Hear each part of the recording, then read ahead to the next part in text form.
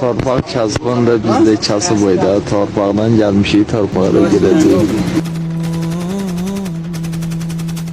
Torpağa qanla şəhid yazdı xəyal qardaşımız. Bilə dər fəxr eləsə yazdı xəyal qardaşımız.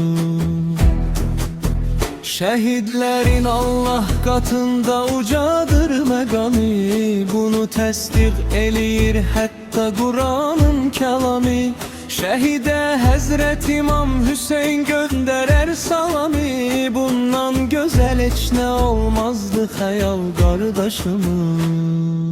Torpağa qanla şəhid yazdı xəyal qardaşımız. Yenə dər fəxr eləsə yazdı xəyal qardaşımız.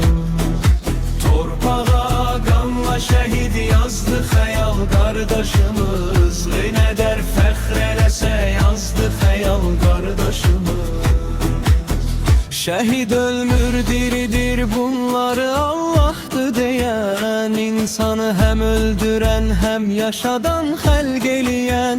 Allah qatında əbədiyyət ilə ruziyəyəm. Bu yalan dünyada qalmazdı xəyal qardaşımız. Torpağa qanla şəhid yazdı xəyal qardaşımız.